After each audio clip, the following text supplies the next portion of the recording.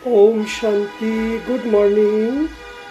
आज 2-8-2024 बाप दादा बोलছেন মিষ্টি বাচ্চারা, তোমাদের নিজের সংস্কার পবিত্র বানাতে হবে। তাহলে পবিত্রতা আমাদের নিজস্ব সংস্কার, কিন্তু এখন আমরা অপবিত্র হয়ে গেছি। আবার আমাদের পবিত্র হতে হবে। কে অপবিত্র বানিয়েছে? রাবণ। তোমরা রাবণের সঙ্গে গিয়ে তোমরা পতিত হয়ে গেছো। আবার ফের পাবন হতে হবে তোমাদের। কে পাবন বানাবে? শিব বাবা। তবেই তোমরা পাবন দুনিয়ার मालिक হবে। तुम्हारे निजी संस्कार पवित्रता के है। तुम रावण के संग में आकर पतित बने हो, अब फिर पावन दुनिया का मालिक अवश्य बनना है। प्रश्न, এই দুনিয়াতে অশান্তির কারণ আর তার নিবারণ কি? উত্তর, অশান্তির কারণ হলো অপবিত্রতা। এখন ভগবান বাবা থেকে আমরা প্রতিজ্ঞা করেছি কি আমরা পবিত্র হয়ে পবিত্র দুনিয়া বানাবই। তাই আমাদের নিজের সিভিল আই রাখবো, আমরা পবিত্র দৃষ্টি রাখবো, ক্রিমিনাল কখনোই হব না, তবে অশান্তি দূর হয়ে যাবে। কি বললো? अशांति का कारण है अपवित्रता।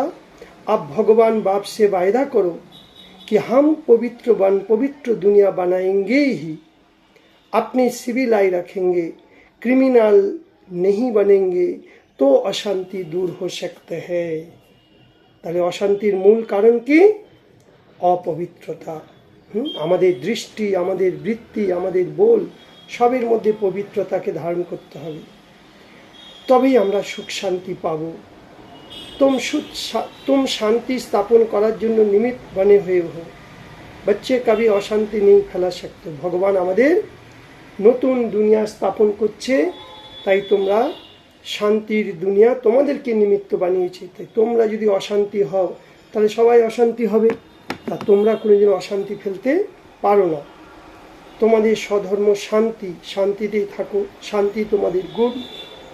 কিন্তু মায়া তোমাদের গোলাম বানিয়ে দিয়েছে, এই জন্য কখনো মায়ার গোলাম হবে না, স্বতন্ত্র হও। হ্যাঁ, তোমরা তোমাদের আসল গুণ শান্তি। তাই তোমরা বাবার কাছে প্রতিজ্ঞা করেছো কি, বাবা আমাদের পতিত থেকে পাবন বানাও। আমি তোমাদেরকে ডেকেছিলাম, তুমি এসে গেছো, এখন আমরা অবশ্যই পবিত্রতাকে পালন করব। তাই বাবা বলছে, কিন্তু মায়ার ওয়ার থেকে বাঁচতে রহে না, আপনি কো মায়াকে ওয়ার সে বাঁচতে রহে না। যে প্রতিজ্ঞাটা করেছো সেই প্রতিজ্ঞাটা পালনের জন্য মায়ার যুদ্ধ থেকে সাবধান, কখনো মায়ার গোলাম হইও না।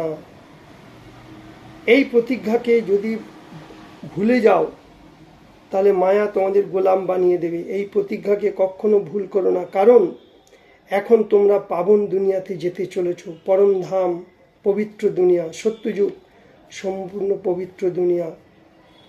দেবতা হওয়ার জন্য নিজের অবস্থাকে অনেক অনেক শান্ত চিত্ত রাখতে হবে, কারণ দেবতারা কোনোদিন অশান্ত হয় না, ঝগড়া করে না, টেনশনে আসে না, তাদের কথাবার্তাগুলো মধুর, নম্রচিত।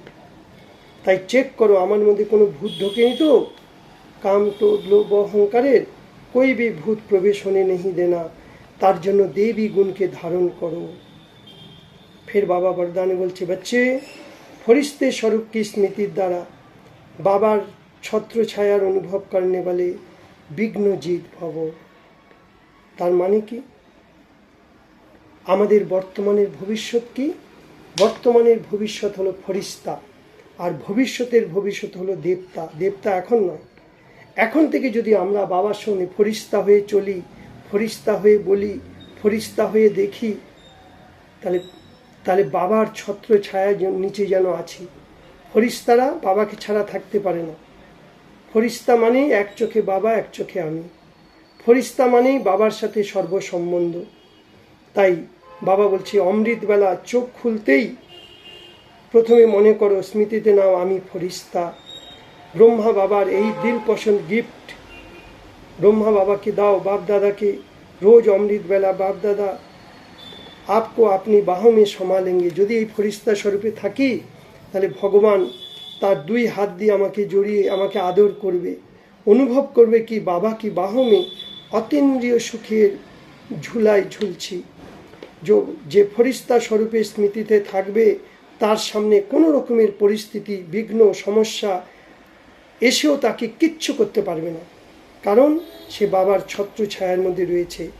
বাপ উনকে লিয়ে ছত্র ছায়া হয়ে যাবে, শিব বাবা আমাদের জন্য ছত্র ছায়া হয়ে যাবে।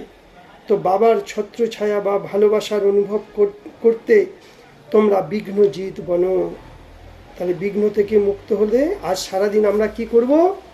এক চোখে শিব বাবা, এক চোখে আমি কম্বাইন্ড স্বরূপ শিব শক্তি, ত্রিমূর্তি শিব শক্তি, একে বলে ফরিস্তা। আমি ডবল লাইট ফরিস্তা, ব্রহ্মা বাবার সমান। চলতে ফিরতে উঠতে বসতে খেতে শুতে ফরিস্তা হয়ে চলছি, ফরিস্তা হয়ে দেখছি, ফরিস্তা হয়ে বলছি, ফরিস্তা হয়ে শুনছি, ফরিস্তা হয়ে কাজ করছি। তাহলে মনে করবে যেন ভগবানের ছত্র ছায়ার মধ্যে আছি, যেন সব কাজগুলো ভগবানই করিয়ে দিল, ভগবান আমার সুরক্ষা রেখেছে। এটা হলো সুরক্ষা কবচ স্লোগান। সুখ স্বরূপ আত্মা স্বস্থিতিতে পরিস্থিতির উপর বিজয় প্রাপ্ত কর লেতি হ্যায়। যে সুখ স্বরূপ, আমাদের স্বধর্ম কি? শান্তি, সুখ। আমি আত্মা, সুখ স্বরূপ আত্মা।